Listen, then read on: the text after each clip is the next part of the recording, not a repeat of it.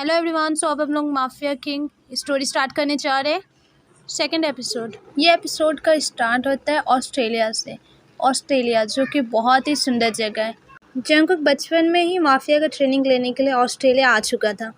अब इतने सालों बाद आज जंगकुक ऑस्ट्रेलिया का सबसे बड़ा माफिया बन चुका है। ऑस्ट्रेलिया काफ़ी डेंजरस प्लेस है। ऑस्ट्रेलिया जितना ब्यूटीफुल जगह है उतना ही वो ख़तरनाक भी है। इसके बाद हम लोग जंगकुक के घर पहुंचते हैं। जंगकुक का घर बहुत ही ज़्यादा स्टाइलिश था। जंगकुक रेडी हो रहा था, तभी रूम से एक आवाज़ आता है, भैया आप जाने के लिए रेडी हो रहे हो? देखा तो उसने देखा सामने साना को। तुम? जंगकुक ने कहा, तुम यहाँ पर क्या कर रहे हो? साना ने कहा, मैं भी आपके साथ जाऊंगा। तब जंगकुक ने कहा, मैं वहाँ पर कुछ काम से जा रहा हूँ। साना जंगकुक का कजन है। फिर साना ने कहा, कोरिया मैं भी आपके साथ जाऊंगा। जंगकुक ने कहा, इसलिए तुम अचानक आ गए? साना ने कहा, हाँ मैं आपके साथ जाने के लिए रेडी होके आया हूँ कि मैं आपके साथ ही कोरिया जाऊंगा। जंगकुक ने कहा, ठीक है, तुम चल सकते हो मेरे साथ। हम लोग आपके कोरिया वाले घर में जा रहे हैं ना, जहाँ पे आप बचपन में रहा करते थे। पुराने घर जा रहे हैं ना? तभी बॉडीगार्ड आया। उसने कहा, सर आप लोगों का लेट हो रहा है, चलिए निकलना है ना। फिर ये दोनों कार में बैठे और ये लोग निकले। फिर जंगकुक ने साना से कहा, साना तुम तभी कॉलेज में हो ना? तब साना ने कहा, हाँ लेकिन मुझे अभी हॉलीडे छुट्टी मिला है, इसलिए मैं आपके साथ टाइम स्पेंड करने आ गया हूँ। जंगकुक ने कहा, सही किया तुमने भी मेरे साथ चलकर, क्योंकि मैं भी अकेला था और जहाँ जा रहे वहाँ भी तो हम लोग को अकेला ही रहना पड़ता। अच्छा अब हम दोनों रहेंगे। जंगकुक साना को बहुत मानते हैं। उन दोनों को देखकर ऐसा लगता है जैसे कि वो दोनों अपने भाई है। साना के मॉम डैड नहीं है। साना भी काफ़ी रिच फैमिली से बिलोंग करते हैं, फिर भी ये अपना पढ़ाई हॉस्टल से ही करते हैं। वैसे तो साना काफ़ी जल्दी छोटे छोटे चीज़ों से डर जाता है, लेकिन वो कभी भी माफिया से नहीं डरे। उसे लगता है जैसे जंगकुक साना के साथ बिहेव करता है वैसे ही जंगकुक सभी के साथ करता होगा। फिर ये दोनों एरोप्लेन से कोरिया के लिए निकले। साना बोला, जंगकुक देखो ना नीचे के, और नीचे का नज़ारा कितना अच्छा है। जंगकुक ने कहा, क्या है नीचे? तब साना ने कहा, बहुत ही सुंदर नज़ारा है, कितना बड़ा समुद्र है जो कितना अच्छा लग रहा है। तब साना ने कहा, मैं पहली बार ऑस्ट्रेलिया से बाहर जा रहा हूँ ना, इसलिए सब कुछ नया नया सा लग रहा है मुझे। जंगकुक ने कहा, यस काफ़ी अच्छा नज़ारा है। थोड़ी देर बाद प्लेन कोरिया के एयरपोर्ट पे उतरता है। जब ही ये लोग एरोप्लेन से उतरे, इन लोगों ने सामने देखा, वहाँ पर कई बड़े बड़े लोग इन दोनों के वेलकम के लिए खड़े थे। साना ने जंगकुक से कहा, इतने लोग आपको जानते हैं? तब जंगकुक ने कहा, हाँ, जब तुम भी साना अपना स्टडी कंप्लीट करके कुछ बड़े बन जाओगे ना, तब तुम्हारे लिए भी इतने लोग आएंगे। साना ने कहा, मैं भी आपके जैसा बनूंगा। फिर सभी इन लोगों का वेलकम किए। फिर इन लोगों को जो रिसीव करने के लिए कार आया था उनमें ये दोनों बैठे। थोड़ी देर बाद इनका कार इन जंगकुक के घर पर पहुंचा। फिर ये दोनों कार से निकला और रूम में पहुंचा। जंगकुक और साना पूरे रूम को देख रहे थे। सब कुछ बिल्कुल पहले जैसा था। जंगकुक और साना अपने अपने रूम में चले गए। तभी जंगकुक का नज़र उसके रूम में टंगे हुए बहुत ही बड़ा फ़ोटो फ्रेम पर जंगकुक का नज़र जाता है। उस फ्रेम में टैयोंग का फ़ोटो लगा हुआ था। फिर जंगकुक वो फ़ोटो के सामने आया, उस फ़ोटो को टच करते हुए बोला, कितने साल हो गए, सब कुछ बदल गया है। मैं भी काफ़ी बदल गया हूँ और तुम भी। अब तो मुझे ऐसा लग रहा है जैसे कि अगर तुम मुझे देखोगे तब भी तुम मुझे नहीं पहचान पाओगे। सब कुछ बदल सकता है, पर एक चीज़ ऐसा है जो कभी नहीं बदलेगा, और वो है मेरे अंदर तुम्हारे लिए फीलिंग। मुझे जो बनना था वो तो मैं बन चुका हूँ। अब मेरा एक ही मकसद है, तुम्हें। अब मेरा सारा फोकस सिर्फ तुम पर रहेगा। मैं सिर्फ तुम्हारे लिए इधर आया हूँ। मैं बहुत जल्द तुम्हारे पास आ जाऊँगा टैयोंग, इंतज़ार करना मेरा। फिर जंगकुक अपने रूम से बाहर निकला और अपना कार लेकर निकल गया। जंगकुक टैयोंग के पुराने घर पहुंचा और जंगकुक ने देखा कि वो घर बंद था। जंगकुक उस घर की तरफ देख ही रहा था, तभी जंगकुक के कार के सामने किसी ने नॉक किया। तब जंगकुक ने अपना विंडो खोल के देखा तो वहाँ हॉबी था। जंगकुक उसे देखकर पहचान नहीं पाया और हॉबी ने कहा, जंगकुक तुम यहाँ पर अचानक? तुम तो यहाँ नहीं रहते थे ना? जंगकुक ने हैरान होकर बोला, तुम मुझे कैसे जानते हो? तुम हो कौन? तब हॉबी ने कहा, आई एम अ हॉप। अरे मैं तुम्हारी क्लास में पढ़ता था, बचपन में हम लोग एक ही स्कूल में पढ़ते थे। तब जंगकुक ने कहा, मैं तो तुम्हें अभी भी नहीं पहचान पा रहा हूँ, लेकिन कह रहे हो तो शायद मेरे साथ ही पढ़ते होगे। हॉबी ने कहा, तुम कोरिया आए हो? कितने सालों बाद देख रहा हूँ तुम्हें। तब हॉबी ने कहा, कितने सालों बाद तुम वापस आए हो? मेरा घर सामने ही है, चलोगे मेरे साथ? जंगकुक ने सोचा, मैं क्यों जाऊँगा इसके घर, मैं तो इसे जानता भी नहीं हूँ। जंगकुक बहाना बनाते हुए बोला, नहीं मुझे कुछ काम है, मुझे जाना होगा। तब हॉबी ने कहा, तुम टयोंग से मिलने आए थे ना? लेकिन टयोंग भी इधर नहीं रहता है। उस प्ले के बाद हम लोगों ने दोबारा कभी उसे नहीं देखी, वो चला गया कहीं और। जंगकुक ने कहा, कहाँ गया वो? हॉबी ने कहा, मुझे तो ज़्यादा कुछ नहीं पता है उसके बारे में, लेकिन अगर तुम्हें जानना है तो तुम मेरे घर चलो, वहाँ पर कोई है जो तुम्हें कुछ बता सकता है। जंगकुक ने कहा, ओके चलो, कहाँ है? हॉबी ने दिखाया, इस घर के ऑपोजिट जो है घर, वो मेरा ही घर है। तब जंगकुक भी कार से निकला और हॉबी जंगकुक को अपने घर ले गया। जंगकुक को हॉबी अपने घर में लेकर आया और उससे बैठने के लिए कहा। जंगकुक बैठा हुआ। हॉबी ने आवाज़ दिया और बोला, इधर आओ, देखो कौन आया है। तब जिमिन आता है। जिमिन ने भी जंगकुक को देखा तो जिमिन ने कहा, जंगकुक तुम? जिमिन ने भी वही सवाल पूछा, तुम कब आए जंगकुक, कोरिया? तब जंगकुक ने हॉबी से कहा, ये कौन है? ये वो है जिससे मेरा मैरिज हुआ है, ये भी हम लोगों के साथ स्कूल में पढ़ता था। जंगकुक ने कहा, तुम्हें टयोंग के बारे में क्या पता है, बताओ मुझे। हॉबी बोला, जिमिन तुम्हें जो भी पता है टयोंग के बारे में वो बता दो जंगकुक को। तभी उस घर में आर्यन और जिन आया।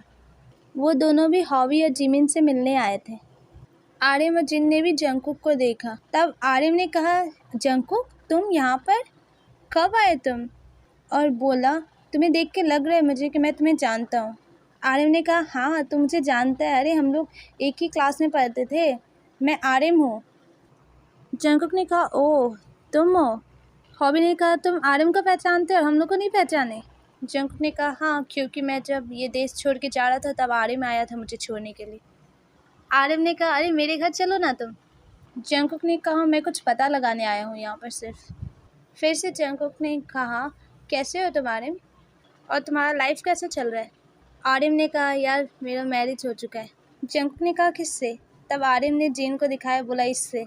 आर्यन ने कहा, अब क्या बताऊं कि क्या चल रहा है, बस जो चल रहा है वही चल रहा है। जिन ने कहा, आर्यन तुम मेरे साथ खुश नहीं हो? आर्यन ने कहा, अब मैं क्या बताऊं, सब देखकर पहचान ही जाते हैं मैं कितना खुश हूँ। तब आर्यन ने कहा, और जंगकुक तुमने मैरिज किया या नहीं? तब जिमिन ने कहा, देखकर तो नहीं लग रहा है कि जंगकुक ने मैरिज किया होगा। जंगकुक ने कहा, सही समझ रही हूँ, मैंने कोई मैरिज नहीं किया है। तब आर्यन ने किया, तू तो वैसे भी काफ़ी छोटा है, अच्छा कि तूने अभी तक शादी नहीं किया। फिर जंगकुक ने कहा, तुम लोग क्या कर रहे हो अभी? मैं इंजीनियर बन चुका हूँ। जिन ने कहा, मैं टीचर बन चुका हूँ, मैं किंडरगार्टन के बच्चों को पढ़ाता हूँ। जिमिन ने कहा, मैं और हॉबी मिलकर वेडिंग प्लानिंग का काम करते हैं। आर्यन ने कहा, जंगकुक तू क्या बना है? जंगकुक ने कहा, अभी सही समय नहीं आया है, जब समय आएगा तब पता चल जाएगा तुम लोगों को। आर्यन ने कहा, लेकिन जंगकुक तो इस हॉबी के घर में क्या कर रहा है? तब जंगकुक ने कहा, मैं टयोंग के बारे में कुछ पता लगाने आया था। आर्यन ने कहा, अभी तक तुम्हारे अंदर टयोंग को लेकर फीलिंग है जंगकुक? जंगकुक ने कहा, ऐसा नहीं है, मुझे बस टयोंग से कुछ और काम था, और अगर तुम लोगों को भी कुछ भी पता है टयोंग के बारे में तो बताओ मुझे। जिमिन ने कहा, हाँ मुझे पता है। और फिर जिमिन ने कहा, मैं उसे देखा था जाते समय, उसी समय मैंने सुना था कि वो अमेरिका जा रहा है, लेकिन अब वो कहाँ रहता है वो तो मुझे नहीं पता है। जंगकुक ने कहा, ओके, मुझे जितना कुछ जानना था उसके बारे में वो मुझे पता चल गया, अब मुझे जाना है। आर्यन ने कहा, अरे पहली बार तो आया है, थोड़ी देर फ्रेंड लोग के साथ भी तो बिता। जंगकुक ने कहा, अभी मुझे कोई बहुत इम्पोर्टेंट काम करना है, कभी और टाइम निकाल के आऊँगा। फिर जंगकुक कार से इधर से निकल जाता है। जंगकुक ने कहा, मुझे तुम्हारे बारे में पता चल गया, अब बहुत जल्द तुम मेरे पास आओगे। जंगकुक अपने घर पहुंचते ही जंगकुक अपने खुफिया एजेंट को कॉल किया और उसे बोला, तुम सभी जल्द से जल्द अमेरिका पहुंचो और वहां जाकर टयोंग के बारे में हर एक इन्फॉर्मेशन तुम मुझे दोगे। वो कब निकलता है घर से बाहर, कहाँ जाता है, किससे मिलता है, टयोंग का हर एक डिटेल मुझे चाहिए, और वो सब इन्फॉर्मेशन मुझे बहुत जल्द से जल्द मिलना चाहिए। अगर ऐसा नहीं हुआ तो तुम लोग तो जानते ही हो मैं किस तरह से सजा देता हूँ लोगों को, इसलिए जल्द से जल्द वो काम हो जाना चाहिए। तब खुफिया एजेंट ने कहा, यस सर, हो जाएगा आपका काम बहुत जल्द से जल्द। इसके बाद जंगकुक ने कॉल काट दिया। अब दूसरे तरफ अमेरिका में देखते हैं। अमेरिका काफ़ी रिच कंट्री है, वहाँ पर अक्सर बड़े बड़े बिजनेसमैन रहते हैं। टैयोंग अब पहले से काफ़ी बदल गया है और आज वो अमेरिका का बहुत बड़ा बिजनेसमैन है, बन चुका है। अभी टैयोंग अपने ऑफिस में है और वो बड़े बड़े बिजनेसमैनों के साथ मीटिंग रहे हैं। तभी टैयोंग का कॉल आता है, वो कॉल उठाता है। टैयोंग ने देखा उसकी मॉम का कॉल था। टैयोंग ने उन लोगों से कहा कि 1 सेकेंड, मेरी मॉम का कॉल आ रहा है, मैं कॉल रिसीव करके कुछ देर में आता हूँ। सभी ने कहा ओके। फिर टैयोंग मीटिंग रूम से बाहर निकला और मॉम से बोला, मॉम आपने अभी कॉल क्यों किया? मैं अभी मीटिंग कर रहा था। तब टैयोंग की मॉम ने बोली, मुझे तुमसे कुछ बात करना है, इसलिए तुम घर आ जाओ। टैयोंग ने कहा, मेरा काफ़ी इम्पोर्टेंट मीटिंग चल रहा है, मैं अभी कैसे आ जाऊँ? तब टैयोंग की मॉम बोली, बट मेरी बातें और भी ज़्यादा इम्पोर्टेंट है, इसलिए तुम जल्द से जल्द घर आ जाओ। टैयोंग ने कहा ओके मैं आता हूँ। टैयोंग कॉल काट के मीटिंग रूम में गया और टैयोंग मीटिंग कैंसिल किया और अपने घर के लिए निकला। टैयोंग अपने मॉम को काफ़ी मानता है, वो अपने मॉम के लिए कुछ भी करता है, चाहे वो मीटिंग ही कैंसिल क्यों ना करना पड़े। टैयोंग अपने घर पहुंचा, अपने मॉम के रूम में आया और बोला, क्या बात था मॉम, आपने जल्दी जल्दी मुझे बुलाया, कोई प्रॉब्लम तो नहीं है? टैयोंग की मॉम ने कहा, तुम्हारे बारे में ही कुछ बातें करना था मुझे। टैयोंग ने कहा, मेरे बारे में क्या बात करना है आपको, बताइए। फिर टैयोंग की मॉम ने कहा कि तुम्हारे डैड है ना, उनकी बेस्ट फ्रेंड जो है, उनका एक बेटा है जो काफ़ी हैंडसम है, गुड लुक है, वो ना स्विट्ज़रलैंड में एक कंपनी खोल रहा है। तुम्हारे डैड और उसके डैड चाहते हैं कि उस कंपनी को तुम दोनों मिलकर चलाओ। वो दोनों चाहते हैं कि तुम दोनों पार्टनर बन जाओ। वो दोनों चाहते हैं कि तुम और वो मिलकर उस कंपनी को इतने ऊपर पहुंचाओ जिससे वो दोनों तुम दोनों पर प्राउड फील करें। और तुम्हें पता है ना तुम्हारे डैड को स्विट्ज़रलैंड कितना पसंद है, उस कंपनी पर भी तुम ज़्यादा ध्यान दो, ये चाहते हैं तुम्हारे डैड। टैयोंग ने कहा, इतना क्यों पसंद है मेरे डैड को स्विट्ज़रलैंड? मैं अमेरिका छोड़ के स्विट्ज़रलैंड क्यों जाऊँ? यहाँ पर तो मेरा इतना अच्छा बिजनेस है। तब टैयोंग की मॉम बोली, क्योंकि तुम्हारे डैड और उसके डैड का बचपना बीता है स्विट्ज़रलैंड में, इसलिए उन दोनों को बहुत पसंद है स्विट्ज़रलैंड में रहना।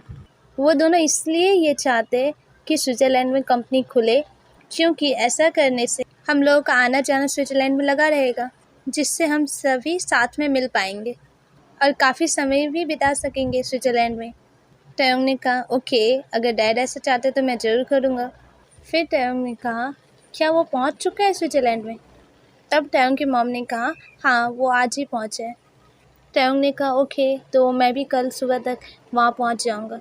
टैयोंग ने कहा ठीक है, मैं रेडी होने जा रहा हूँ, मैं आज ही निकल जाऊँगा। तब टैयोंग की मॉम ने कहा, मैंने इतना जल्दी भी नहीं कहा था। टैयोंग ने कहा, लेकिन मैं चाहता हूँ कि जो काम मुझे मिला है वो काम मैं जल्द से जल्द करूँ। इसके बाद टैयोंग रेडी हुआ। इसके बाद टैयोंग फ़्लाइट के लिए निकल गया घर से बाहर। इसके बाद टैयोंग फ़्लाइट लेकर स्विट्ज़रलैंड के लिए निकल गया।